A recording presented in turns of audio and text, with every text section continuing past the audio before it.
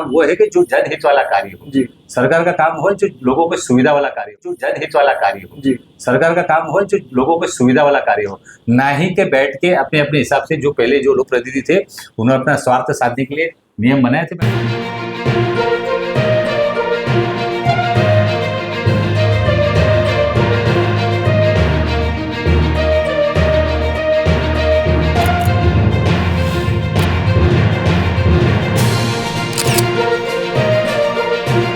आज हमारे बीच मौजूद है मीरा भाईंदर के पूर्व उप महापौर और आज के हीरो हसमुख गहलोत जी। इनसे हम बात करते हैं, जानते हैं आगे की जो योजनाएं हैं उनसे चर्चा करते हैं। नमस्कार सर। नमस्कार सर, ये जो जीत मिली भाजपा को, इसमें क्या कहेंगे सर? नहीं, ये पूरी की पूरी अगर श्रेय अगर किसी को जाता है तो खुले दिल से कहूँगा। इसमें सबसे पहले हमारे जो वरिष्ठ नेतृत्व है, जिस तरीके से मैं कहूँगा कि फडणवीस जी, चौहान जी, उनके विश्वास का ही एक आधार था। ऐसे 4 स्तंभ है। पहले स्तंभ वो है कि फडणवीस जी का और चौहान जी का विश्वास। दूसरा हमारे यहाँ के भारतीय जनता पार्टी के और आमदार रचनाकार नरेंद्र मेहता जी, उनकी पूरी रचना थी। और तीसरा अगर कुछ था यहाँ पे तो संगठन के कार्यकर्ता पदाधिकारी जो हमारे शुभचिंतक थे, उनकी मेहनत थी। और चौथा स्तंभ आखिर में जो कभी कम नहीं हो सकता, जिन्होंने भर भर के जनता ने हमें आशीर्वाद दिया। ये 4 कारण थे जिससे मीरा भाईंदर को इतना यश मिला। जी, अब सर जो आपने रत्ना की बात करी, योजना की बात करी, जो नरेंद्र मेहता जी ने इतनी खूबी से रत्ना रची कि विरोधियों का विरोध पूरा गायब हो गया। इस पर क्या कहेंगे सर? देखो, हमारे नेतागण ने पहले ही कहा था कि हम इस तरीके से काम करेंगे, लोगों के बीच में जाएंगे। जितना हारना एक अलग बात है, लेकिन लोगों में एक भ्रम ना फैले। और विरोधी ने पूरी कोशिश की, पूरी इतनी कोशिश की, आप देखोगे कई हद तक ऐसी बातें भी आ गई थी कि उनके इतने सीट आएगी, उतनी सीट आएगी। हम बार बार एक कह रहे थे कि हम 16 तारीख को मिलेंगे, 16 तारीख को मिलेंगे, 16 तारीख को मिलेंगे। और उनके पास अगर आप ध्यान से देखोगे, हमारे भारतीय जनता पार्टी की जो आदत है और जो काम करने का तरीका है, हम अपने विश्वास, अपने रणनीति और विकास के मुद्दे पे काम करते हैं, शहर के हित में काम करते हैं। और उनके पास आप मुद्दा देखोगे तो उनके पास मुद्दा कुछ नहीं था। व्यक्तिगत टीका टिप्पणी, व्यक्तिगत आलोचनाएं, व्यक्तिगत रोना और कुछ बचा कुचा नहीं है तो पूरा का पूरा ठीकरा संगठन पे फोड़ना। इसके कारण, और लोग जानते हैं, आज लोग होशियार है, लोगों को पता है कि किस तरीके से काम होता है और किस तरीके से काम नहीं होता है। और लोग भी उन्हीं का साथ देते हैं जो शहर का विकास के बारे में सोचते हैं, और भारतीय जनता पार्टी उसमें सबसे आगे है। सर, आज विकास की बात जो करें, 145 को देखते हुए नरेंद्र मेहता जी का मेहनत नजर आता है।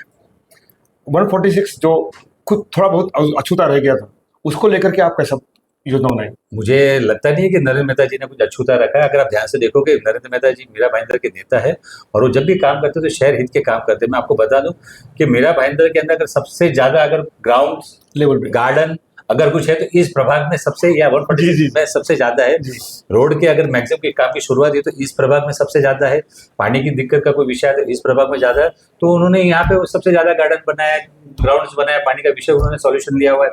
तो आप यही नहीं कह सकते। हाँ, उनका प्रभाग या आमदार के तरफ से कहोगे जो रचना है, जो विभाग है, वो 145 एरिया वहाँ पे आता है। लेकिन उन्होंने कभी भी शहर में भेदभाव नहीं किया है। और हाँ, बाकी किसी ने भेदभाव जरूर किया है, जैसे मेरा ये प्रभाग है, उस प्रभाग नहीं है। देखो, नेता नेता होता है, और कोई भी लोक प्रतिनिधि जब अपने क्षेत्र के बारे में ही सोचता है या उतनी जगह तक सीमित रहता है तो लोगों का प्यार और आशीर्वाद नहीं मिल पाता है। जब वो पूर्ण विकास के बारे में सोचता है, पूर्ण क्षेत्र के बारे में सोचता है, तो लोग उनको भर भर के प्यार आशीर्वाद देते हैं। हसमुख जी, आप तो जीत गए, अभी आगामी नगर पालिका आपके हाथों में है। नगर के विकास के बारे में क्या क्या योजनाएं रखते हैं अपने दिमाग में? जिस तरीके से आपने देखा होगा, हमने अपना शपथनामा और संकल्प पत्र हमने जारी किया था। और जो संकल्प पत्र में हमने लिखा है कि आपसे पूर्ण वादा करते हैं कि ऐसे बहुत सारे विषय, चाहे वो आरोग्य का विषय हो, इंफ्रा का विषय हो, स्वास्थ्य का विषय हो, शिक्षण का विषय हो, किसी भी विषय को हमने छोड़ा नहीं है। और उसके अलावा भी ऐसे बहुत सारी ऐसी छोटी छोटी चीजें जो आने वाले समय में तत्पर जो लगेगी। तो मैं इतना ही कहूंगा कि जो संकल्प पत्र में लिखा है, और आपको वादा करते हैं कि जो लिखा है उससे ज्यादा ही शहर के हित में हम काम करेंगे, ये आपसे वादा करते हैं। सर, एक बड़ा समस्या है रीडेवलपमेंट, उसको लेकर के काफी भ्रम फैलाए गए। आप लोग किस नजर से देखेंगे सर? देखो, हमने कहा कि भ्रम की बात जो लोगों ने फैलाया और कुछ विरोधी पार्टियों ने फैलाया, और स्वार्थ साधने के लिए। और हमारा कहना है कि आप अपने नॉमिनीज पे मत जाओ, अपने नियमों पे मत जाओ, अपने सरकार की जो नियम है उसको थोड़ा ध्यान से अलग रखते हुए एक पर्सनल अटैचमेंट होना चाहिए उस सोसाइटी के प्रति जहाँ पर रीडेवलपमेंट करना है, उस एरिया के प्रति।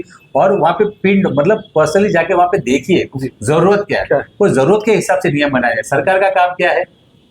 सरकार का काम वो है कि जो जनहित वाला कार्य हो। जी। सरकार का काम हो जो लोगों को सुविधा वाला कार्य हो, ना ही के बैठ के अपने अपने हिसाब से जो पहले जो लोग प्रतिनिधि थे उन्होंने अपना स्वार्थ साधने के लिए नियम बनाए थे। मैं खाली इतना ही कहूंगा कि रीडेवलपमेंट जब आप करने जा रहे हैं, चाहे वो क्लस्टर की योजना हो चाहे इंडिविजुअल बिल्डिंग की हो, इतना ध्यान रखना चाहिए कि जो व्यक्ति उस भवन में रह रहा है, जो व्यक्ति उस इमारत में रहता हो, चाहे उसकी दुकान हो चाहे उसका घर हो, कि उसके उम्र भर की कमाई है, तो वो वहाँ सरकार से नाराज ना हो, उसकी जगह मिले और जो भी मुआवजा है उसको सही ढंग से उसको मिलना चाहिए। इसलिए मैं सरकार से भी विनती करूंगा और आने वाली महानगर पालिका में हम पूरी कोशिश करेंगे कि रीडेवलपमेंट जो भी विषय जाता है उस व्यक्ति को पूरा न्याय मिले। सर, एक पिछले 3 साल में देखा गया प्रशासन पे कोई कंट्रोल नहीं था, प्रशासन मनमानी कर रहा था। अब उस प्रशासन को नकेल कैसे कसेंगे आप? नहीं, नकल कसने की बात नहीं। हाँ, मनमानी जरूर कर रहा था, नकल कसने की बात ही नहीं। जनता का हित वाला कार्य करो तो इसमें नकल कसने की बात क्या? रिजर्वेशन तो नहीं आ रहा महापौर पे? नहीं, अभी आने वाले 2-3 दिन में ड्रॉ है, जो हम मराठी में सोडत कहतात, हां. त्या सोडत येणाऱ्या काळामध्ये तो होणार आहे। त्यानंतर याचा विषय मतलब जो भी होगा उसके बाद ही पता चलेगा। आपको अग्रिम शुभकामनाएं आगे कार्यकाल के लिए, और हमारी जनता चाहती है कि आप यहाँ के विधायक बने, इसके लिए भी आपको शुभकामनाएं। धन्यवाद।